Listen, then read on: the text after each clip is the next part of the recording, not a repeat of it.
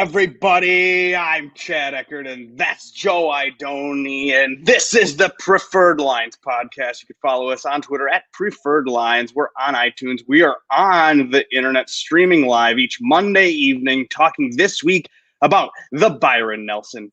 But before we get to that, happy birthday to you, Joe. Hey, it's Joe's birthday, so what does that mean? Well, we're going to crack some beers. Talk some golf. You having a lot of beers?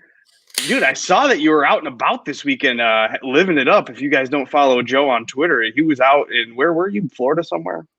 Yeah, we went, we took a nice little, I guess you could call it like birthday / Mother's Day / my wife's birthday, which was Saturday. So we made a whole weekend out of it, took the kids to a little hotel, got out of the house for a little bit. It's actually our first trip as a family of 4, believe it or not. It's crazy with everything that's gone on the last year. So we enjoyed ourselves.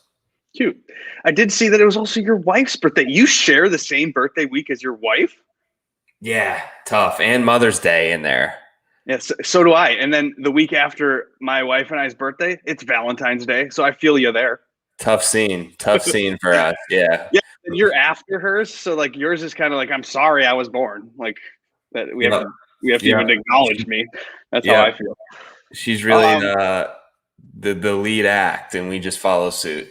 Exactly. Now, the Jock Market, we can't get past the first intro here without talking about them. And if you want to sign up for that, I don't know if you've been waiting to do that for some reason, but now you're inspired, you can do it with the code PL10 and get $10 added to your deposit. This is the best app, Joe. You're playing it. You could play it passively. You could play it every minute of every round. You could do it over, just sign in for that Jock Market Power Hour show that you do every Wednesday with Rick Run Good. You could show up for that. You could press some buttons there, and then you wake up on Sunday and you see where you're at. I mean, there's different ways to play this app. You get to buy the players, and they're not that expensive. And then if they win the tournament, they get you $25 per share. And then if they get second, it's tiered all the way down to if they're the worst golfer ever, they still get $1. So you could buy a guy at $2. The worst thing that you can lose is $1. So you can buy 10 shares, you lose $10.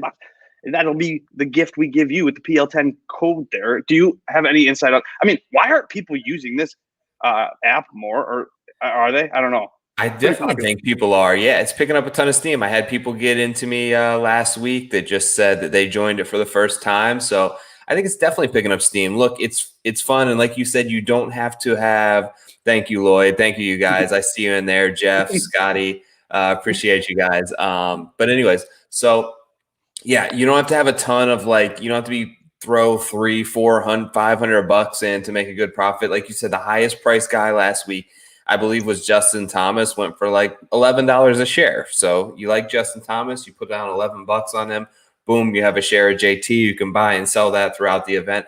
Ton of fun. Use the promo code down there, PL10, will get you a free $10 where you can get a share of the highest price golfer this week, or you can go and get Rory or something like that for $7 last week, and we had other guys. Keith Mitchell, I think, was $2 last week. Damn. Ended up finishing at $20 a share. So yeah, ton of fun. A lot of different ways to play it. If you are able to, and it is legal in your state, which they're getting more and more states to come on board every week, definitely sign up. Ton of fun. Yeah, I think like when you do a DraftKings lineup, it's kind of like you have a 6-team parlay, where on this, I feel like you're making outrights and you're still making like top 10s, top 5s, top 20s, all at the same time on a guy. When you buy them on the Jock Market, you're kind of investing in the possibility of having them do anything good. So DraftKings, you could have one guy ruin you totally. You have the winner, but you don't make any money. There's just, I don't know. I just feel like you can always end up. Right. You're right. Now, there isn't the lotto ticket upside that DraftKings has, but you also don't have to be perfect. So DraftKings, there's a lot of times Thursday afternoon, you're dead. Like your lineups, your $100, your $200 that you threw in, your $50 you threw in is gone. Like unless you can kind of feel it, unless you're perfect, you're basically not winning anything. Plus, unless you're playing the rake-free contest like the Pat Mayo Experience Open and these other ones that are out there, they take a ton of rake. Like, I love DraftKings, but they're taking 15% rake on these things. We talked to Mike Miller early on, like outright tickets are sometimes 40% juiced in one direction. So essentially, if the books price out a guy at 14-1, you're paying like 10-1 for it. So 1% fees on the Jock Market is minimal in comparison to this. So if you feel like you know something this week and you're onto something and you got a player that you like, great place to put your money. Absolutely. And this week we don't have a guest, but do you want to talk about your guy Rory, who cashed bigly on the Jock Market and won a bunch of money for people at 18, 20, 22-1 at places last week? Rory, course history is real, it seems. It's real. There's no doubt about it. It's good to see, like, I don't know. It sounds corny, but golf's always better when Rory's right there, right? He's like, I feel like he's the torch carrier for the PGA Tour. We had concerns, and with good reasons, going into last week, which is why we didn't really take him. The driving was off. He seemed to have fixed something. He also, like, it's funny that we're not, like, it's funny that we don't get injury reports, because had it come out Wednesday that he like had a creak in his neck and may withdraw Thursday, nobody would have played him. You know what I'm saying? Like, if you heard that information on Wednesday, nobody would have had any Rory, and yet he comes out and plays great and wins the tournament, and he's back. He's going back to Kiowa Island, where he's won a PGA championship before here in a week. So yeah, good to see Rory back. Love it. It's funny to me that if Rory had the morning tee time Thursday and Webb had the afternoon tee time on Thursday, maybe there would have been a difference because it's what happens. You wake up, you don't feel right. And if you don't feel right, but you've got 4 or 5 hours to rub it out, boom, this could happen. That's a long time to rub it out. Yeah, Rory got it rubbed out. So good for Rory. He got to win. And we like it when he wins because we're friends of his pilot, right? Yes. My next door neighbor, Rory's pilot. So he probably had himself a good week, and I never see the guy hardly anymore. But yeah, good for him. Now, course history was a big deal last week for Rory, but is it this week? Because there is no course history. What are we going to do? We're going to have to rely more on recent form or narratives or motivations or outside of the box things, just statistics. What are you going to do with no course history, Joe? All the fun stuff that we love to look into, right? Like Texas, hometown narrative, all these kind of narratives that never work out for us will be high on this week.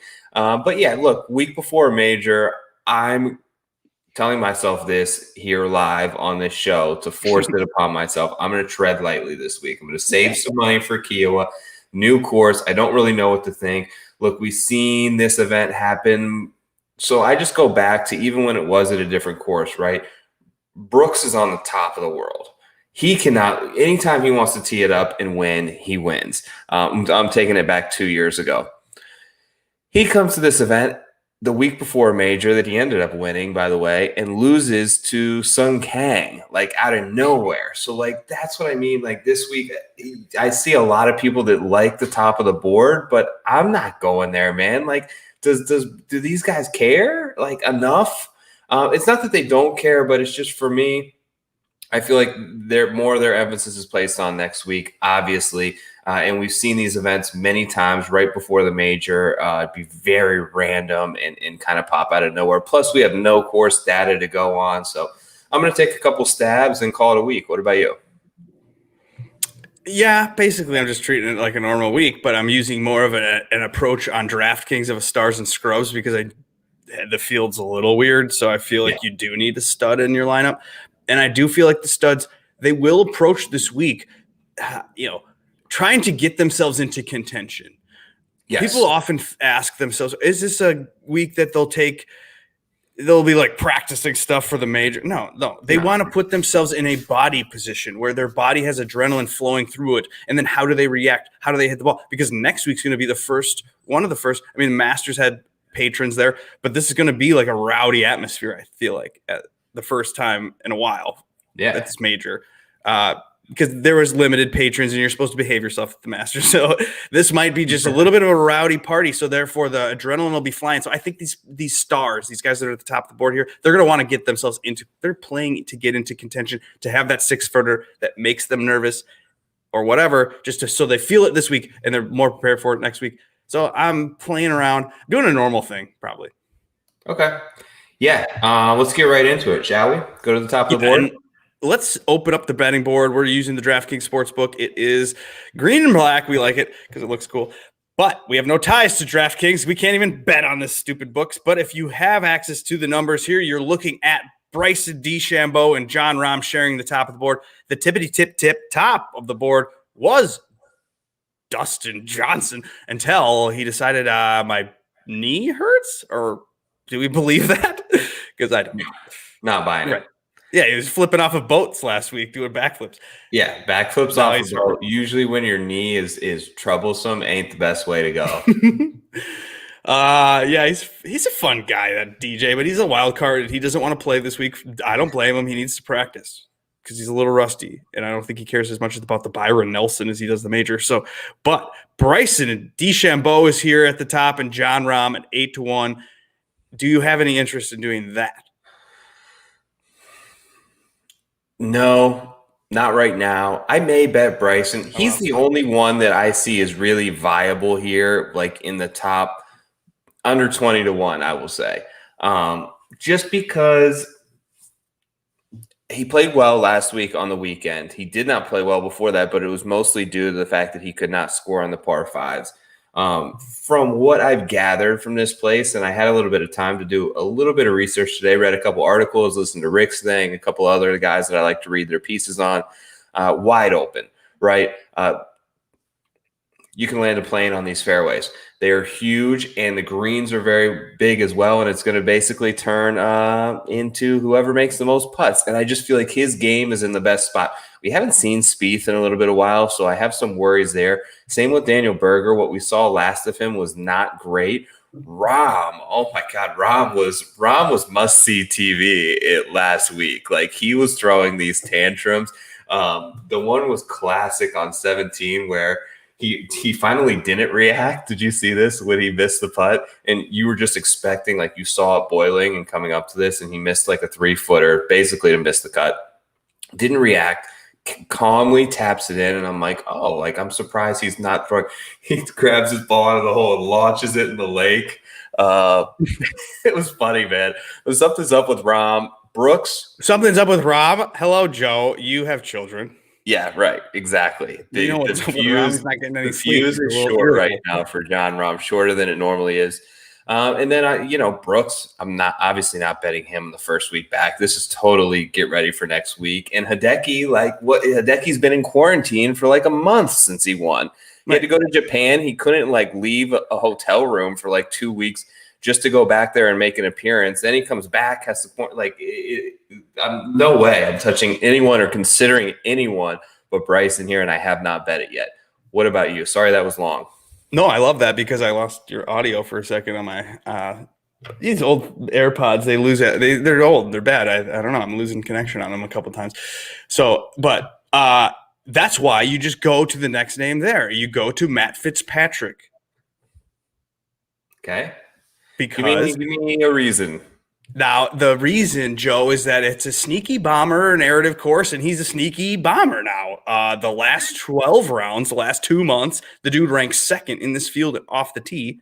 If you expand that further, you go the last 3 months, which includes the last 24 rounds or so, third in the field off the tee, Matthew Fitzpatrick. So hitting well off the tee, also happens to be one of the best putters in this field.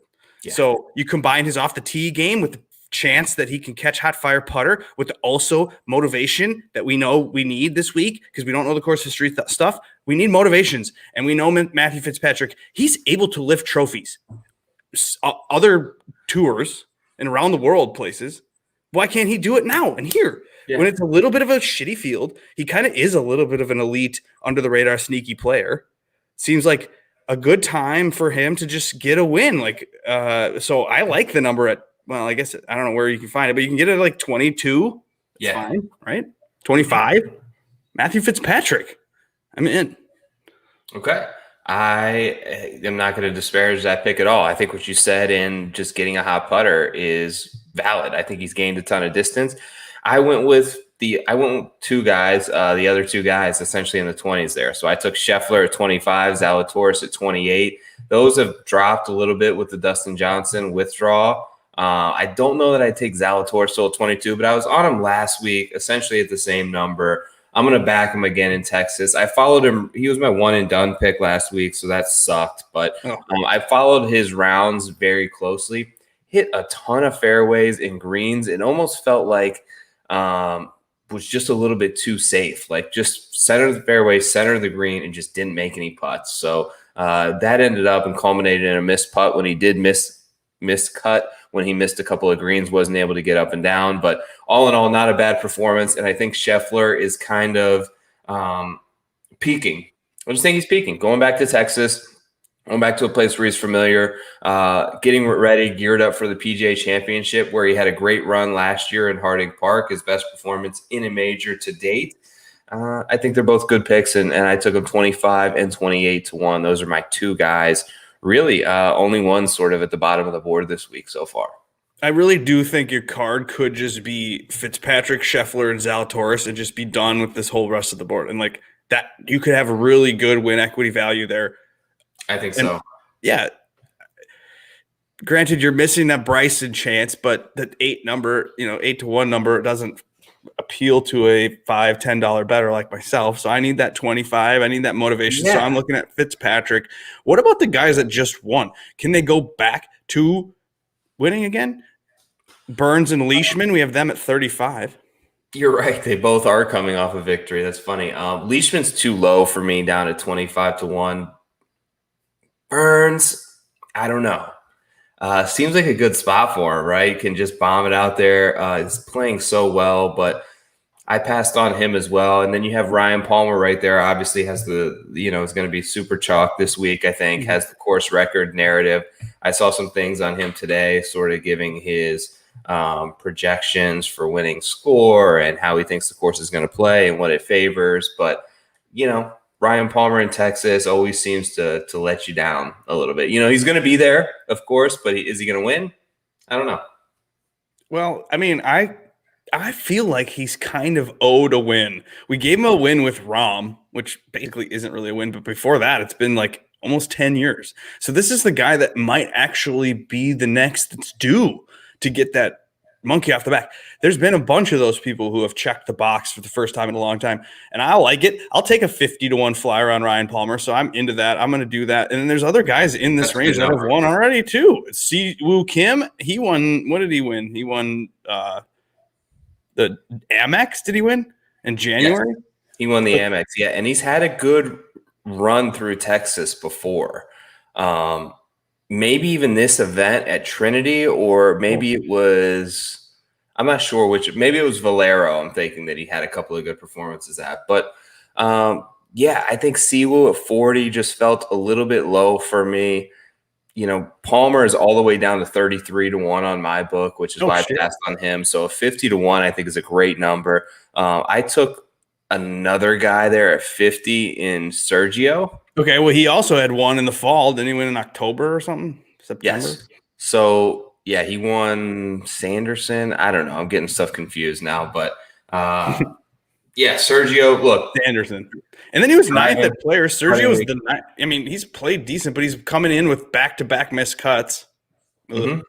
I mean, you gotta remember, though, they went through that weird phase of like, we're playing match play this time. Oh, now we're playing as teams. Oh, now we have a week off. Now we have a major, blah, blah, blah. It's just the crazy time of year. So you kind of have to throw that shit out the window. No course history. Sergio will come in and he'll be that veteran that's focused, thinking about trying to get himself into contention and have the sweat and be nervous in a situation to get himself ready for next week. That's what I want to say. Want to say has a spot there with his family in this general area. Usually plays well in Texas. Actually, I was at the Byron Nelson. Now I can't remember if he won it or not. That was at Los Colinas. I think he did. Which was at a different course, obviously, but is familiar with this sort of event.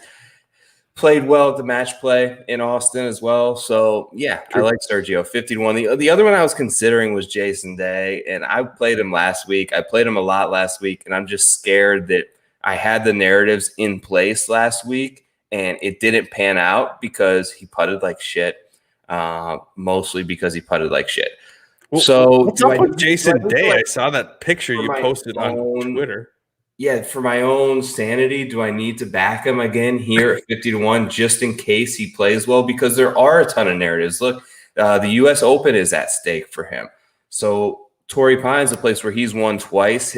He's on record as saying it's his favorite golf course.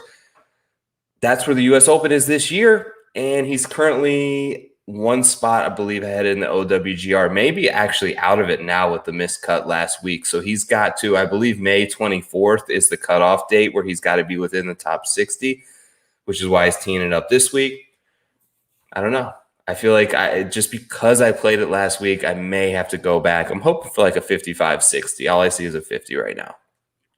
What is up with him, though? He is puffy. He is looking a little... a little JJ Spanish, right? Yeah, what the hell? I was like rubbing my eyes looking at the picture you tweeted out. Yeah, look, he's getting older, right? He's had some back problems. He's got 3 kids, and I think his wife is pregnant again with number 4 right now. So yeah, that's what happens, man. You get a couple kids, you start getting them puffy. You start getting puffy, bro. Yeah, you know what it's like. Oh my God, my back is killing me. Yeah, back starts killing you. You start getting puffy. You stop caring about shit so much. But you grow a beard to hide the fat. To him. Like, the teddy bear beard isn't working for him. No. Would like to see him play well. All right, I'm into that. I don't care about Jason Day, whether he plays well or not. I just want him to be in the U.S. Open for his own self. That would make himself feel better, and maybe he'll eat less ice cream at night when he's depressed. Maybe he's sad. Doug Gim, I feel like, played super well, but he's been let down by his putter, which we kind of like those guys that have this 70-1 number. Had he had a good putting week, he might have had a better result, which would have pushed his number towards 66 or 50 or whatever. But we're getting 70-1 on Doug Gim, who is a Texas guy, I think I remember. Yeah. So what about that? Okay. I just feel like I'd like to see him putt a little bit better, and I'd like to see him with a couple of recent finishes a little bit better. It seems like he's kind of trending the wrong direction lately. But I did, you mentioned earlier, like, should we just take all 3 of these guys in the 20s? There were 3 guys at 80-1, and I didn't know who to pick. I just took all 3, and I think that's it for my card. Cool. Who are they? They are actually all 3 of them not only are coming in good form and played well last week. I look back to the Vivint Houston Open, which was held in the fall, which was also at a brand new course that we hadn't seen before in Texas. And all 3 of these guys, top 10 there. Actually, I think one of them finished 11th. One of them won it. And all played well, really well last week. So it's Gooch, who had a 4th at the Houston Open, who's playing pretty well, who I think is if you're going to talk about someone who's in good form to kind of break through, I think he fits that mold. Carlos Ortiz, who played really well last week, who won the Houston Open. And then your guy, who I believe you've been on for a couple of weeks, Aaron Wise, right? Yeah. Tee to green monster last week, and also had a top, I think he finished 11th actually at the Houston Open, but has a win at this tournament. Granted, that was at Trinity Forest. It's at a different golf course. Can't really write that in here, but all 3 of them, 80-1, took the trio. Yeah. Dude, I'm in on Aaron Wise. I couldn't find an 80. I found a 70, and I hammered that hard. Now, the house is not on Aaron Wise because I don't really want to put a house on a 70-1 guy. That's a little risky. But I do like that on DraftKings, especially. You can get him in the low 7,000 range. But we know Aaron Wise needs to bring his putter if he's going to contend, because he is lights out with tee to green. You said that he was plus 9.3 strokes tee to green last week. I don't know if it led the field. I think it was close to leading the field. Remember when he came into the Byron Nelson in 2018 off of a 2nd place and off of a really hot iron round or 2. So then he came into the Byron Nelson and carrying that T2 and he won. So I'm into him maybe carrying in his good finish last week to win this week. Love it. So, all right. What then? Now, you're 80-1. Do you consider that a long shot? Yeah, 80-1's a long shot, man. Okay. They don't hit that often, and I mean that's like you can put down a pretty small bet and you pay out 80-1. That's definitely considered a long shot. I put the cutoff point generally at around like 60. Depends on the event. On the event. 60, But yeah, I'm gonna call those. I'm gonna definitely classify those as long shots this week.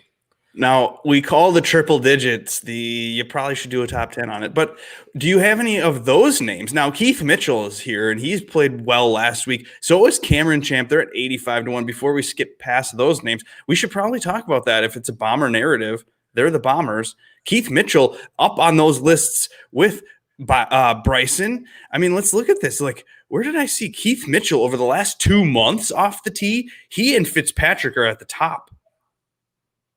See, this is why golf betting is so hard. Last week, Keith Mitchell came into that event off a historic, all-time shittiest performance on the greens we have ever seen in the PGA Tour. Like, Rick has been keeping stats on this stuff on strokes gained putting for like 8 years. Was the worst performance he had ever had in his database. Keith Mitchell comes in, finishes second. Gary But you know why he had those numbers, right, on his putter? Yeah, it was bent. It was bent. I saw it. How do you predict that he's going to come back and then who had him top 5 last? And then Gary, Gary was so bad the week prior. Like, I'd never seen him play that bad. He could not hit a green for his life. He was missing everything right. He was getting ripped on by your boy Colt Knost out there. And it was so shitty. And then he comes back a week later and is so good. This stuff's hard, man. And Rory too. How are you going to predict that? There's nothing coming in besides course history that would have led you to believe, okay, Rory's going to get it back here. Right. So yeah, that last week, that leaderboard to me was just like wild. And I feel like anyone who landed on Keith Mitchell and Gary Woodland was just like, sometimes knowing less is more, right? You just look at those names and you're like, hey, Keith Mitchell, he's won before. Hey, Gary Woodland, he's won a U.S. Open. Let me just take that at like 125-1, having not known they both had historically bad performances the week before. So anyone can bounce back. That's why, I say that because we're looking at like stats and things like that to pull from. Anyone can really bounce back and come up this week, especially seeing a new place we never seen before. Lee Westwood was in contention 2 tournaments in a row. It's a runner-up, and now he's 90-1 and not even being thought about. Should we think about him? He's a name. He's a name there. There's, I thought about Sebastian Munoz at 100-1, ended up on those guys at 80 instead. I thought about our boy Wyndham Clark, just the bomber narrative, and tends to, I'm looking for a guy who can just like pop with the putter, right? Mm-hmm. So doesn't consistently putt well, but all of a sudden, gains 4 strokes putting and can lap the field because of his driving distance. Burgoon's another one who hits it a long way. So, you pick a lane and you kind of go with it. Driving distance was my huge lane last week, and it looked terrible after round 1 because it was all short knockers. But you look at the final leaderboard, it was bomber scores, right? That's exactly how it played out. So I think I'm going to go with that again. I don't know. Do you see any names down here in triple digits that get you fired up? Well, like I said, I'm into Wyndham Clark. He was 160-1, so I think I put $1 on that. I can't remember if I did that yet, but I wanted to ask you. You were into a guy last week on the Jock Market show. You do a show every Wednesday night live with Rick Run Good on his YouTube channel where you talk through the Jock Market board as the IPO closes, and you mentioned Will Gordon. Could you go back to him because he falls 3rd behind Keith Mitchell, Matt Fitzpatrick over the last 2 months in off the tee strokes gained? Will Gordon. Interesting. I like Will Gordon. I do like that. I think he makes a good top 10, top 20 play here just because his obviously strength is distance off the tee and his weakness is accuracy. So you get a course with wide open fairways, it tends to obviously it's going to help him, right? So he can spray wherever he wants and just pound a 325 off the tee, and then you got to get up and down from there. The other guy I was looking at, who Rick has kind of been on, and I hadn't really even heard of him before that, but Also 250 to 1 is Vince Whaley. Mm-hmm. I don't know. I've been using that dude. He's a cut maker on these things. He was on Rory last week. I should probably just listen to whoever he says going forward and take them. So, but Vince Whaley, 250 to 1 might make a good top 10 bet. You might be able to catch like a 15, 20 to 1 on a top 10 there. You never know. Yeah, I had him as a top 20 bet 2 weeks ago, and he was like 25th, so I missed that by a slight hair. And then he's been 6,400 making cuts for my GPP teams on DraftKings. And then this last week, I was like, no, can't do it. He's like made 8 in a row. I don't believe in it. And then he made another cut. And now DraftKings has him at $7,000, Vincent Whaley. He's somebody. He's moving up. I don't even know if I could pick him out of a crowd. I've never seen his swing. There's a couple of guys that I really wish were here that I'm disappointed or not. One is my guy, Dylan Fratelli. He lives in this area. I've seen him. He's at home in Dallas. I follow him on Instagram. He's working out. He's getting ready. He's gained all this distance. Like, how are you not here? How are you not here, Dylan?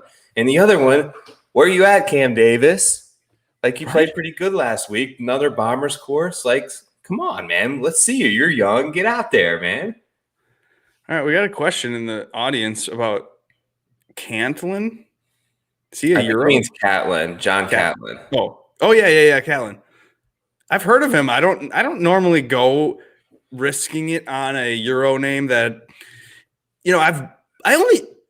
I only watch as much as I can watch, right, Joe? I don't wait up in the night and watch the Euro. I don't wake up early and watch the Euro. I don't really know, if a guy if I've never seen him swing the club and he's on the PGA Tour, then especially a guy I haven't even seen swing the club and he's on the Euro Tour, I don't know if I could risk that. Do you risk that kind of stuff? I do watch a little bit of Euro. I see him here at 125 to 1. I don't think it makes a bad bet. I would like to see him play over here a little more often. I like to see guys with a little bit more of a blend between the tours. It's just, it doesn't seem to translate right away for these European guys. Like, I would rather, and who asked that question? Jesse. Yeah, Jesse, I would rather look at guys, and this is maybe a wrong take, but I would feel more comfortable putting money on guys coming up from the Corn Ferry Tour than I would coming over from the European Tour. And that's not saying that they're better players or that they're going to have better careers. I just mean for one event to come across the coast, it plays so much different over there. And I just don't see much success coming out of there. So for me, I would rather take that money and put it on a guy like Peter Uihlein, who's coming up from the Corn. Like, the Corn Ferry Tour is ridiculously competitive, and I feel like it plays closer to these PGA Tour type courses. His last 3 Corn Ferry Tour events, 1st, 2nd, 7th. So he's dialed. Like, he's as dialed as he's ever been, and he has a lot of experience on the PGA Tour. I would rather put my money on someone like him coming up, getting their chance to play this event and get into the PGA Championship, get into all these, secure their card, all these other stuff. I think it just is a safer play, but Catlin is playing great. You know that Uihlein was on the Euro Tour with Brooks Koepka at one point, and they were like friends. I think they were roommates. I remember reading Uihlein and Brooks, really? Yeah, I don't know if they were roommates, but they were. I don't even know if it was the Euro Tour. It might have been the one before they were on the Euro Tour. Like, they were both babies out of college or something. I don't remember, but I was like, they're friends. That's weird. So, hey. Maybe Uihlein's just a little jealous of seeing his guy Brooks having all this career success that Peter Uihlein, he's supposed to be good. I mean, he has talent. Yeah, he has a ton of talent. He just won. His short game is incredible, so I don't know that that's going to play a huge factor at a course like this. But yeah, he's got to win, and he has played pretty well in his last couple starts on the PGA Tour. So I would look for someone like him to pop. There's a couple of other guys like Seamus Power. I had a lot of last week who got in a Monday queue. Those type of guys, like, you Monday qualified. Like, how are you feeling better about your game than that, right? That's like as hard as it is to get into a tournament. You usually see those guys tend to make the cut and can kind of carry it over. Just another. Connors, he won. What's that? Connors won after qualifying. Exactly. Chris Baker, my boy, I saw someone shout him out earlier. There's a comment about a real stab from Lloyd. 2,000 to 1, Lloyd. He's the bogey maker more than he's the birdie maker. Sorry, double bogey maker. Yeah, but okay, so I can see myself taking a top 20 on a Chris Baker. Why not? He's going to be like, what is 2001 equal when they come out with the top 20 market? Like that should be 80-1, 60-1 on a top 20. I'll take it. I like even Baker. offer it. Yeah. All right. So Lloyd said he also is going to put a shed bet. I like that. Not a house bet, a shed. That's what you can do is you can follow Joe Idone at Tour Picks on Twitter, and he'll be tweeting his betting card. We do also post it on our Instagram page. Yeah, we have an Instagram. It's got like 30 followers. So if you go over there and you follow that, that'd be nice. It'd make me feel like I was actually Instagramming to someone versus no one. So maybe you follow that if you're on Instagram. You can follow us on Twitter at what are we at? Preferred Lines. And then we'll be retweeting our stuff. That's what we do.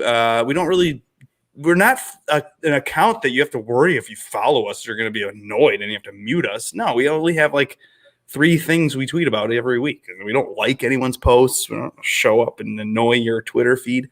So you can follow at Preferred Lines. I do a house bet. That's what Lloyd was referring to. I will put the house on somebody, not my actual house. I didn't know that this is roulette. I have 2 children inside. I can't afford to let them live with no home.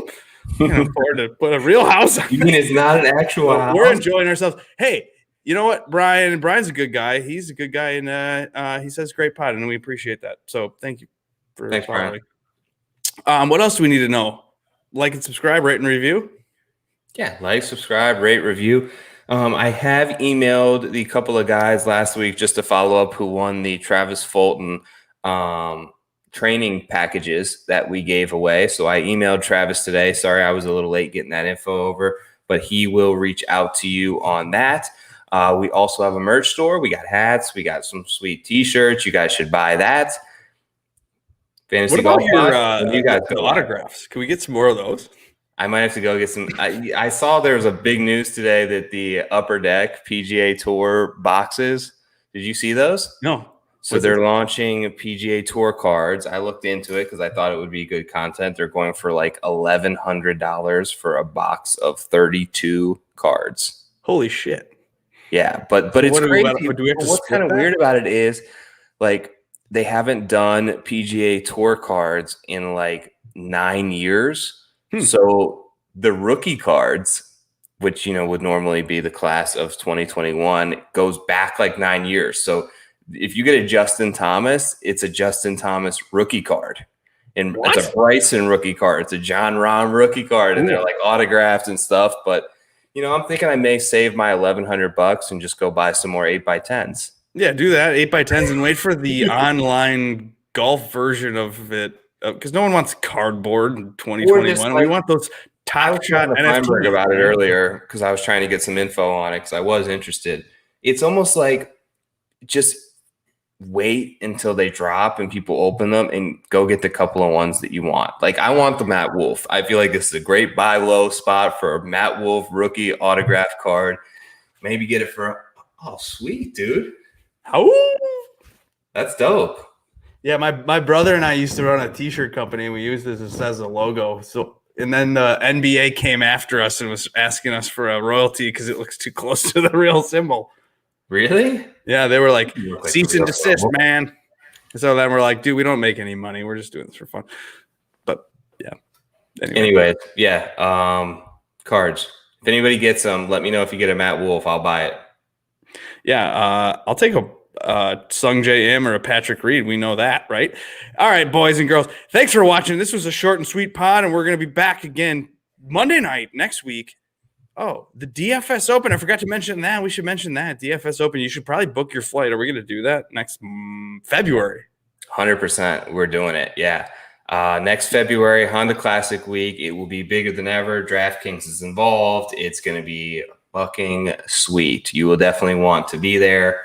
You probably shouldn't book your flight just yet, but the way it's going to work, registration will probably open up sometime in the fall. So anyone who came last year gets the right to keep their spot. So they're going to have an early registration period. I imagine they all come back. So it's going to be like getting a Top Shot pack getting into the DFS Open. There's going to be like 10 spots for everybody. But Lloyd, I know you'll be there, buddy. We got your spot reserved. Yeah, and anytime anyone wants to come play golf in Minnesota, I'm up here and you can play with me or maybe even me and Moose. Maybe we can convince Moose from Fantasy National to take us to Hazeltine. That'd be nice. Anyway, Joe, happy birthday, buddy. Thanks, pal. Go have yourself a nice little late night snack in the back. A little ice cream cake waiting in the fridge for me. Cute. You're the man, Joe. Thanks for everyone watching. I will see you guys later. Bye-bye. See you for Kiowa. Peace. Oh, big week with the major. Major season. Cheers.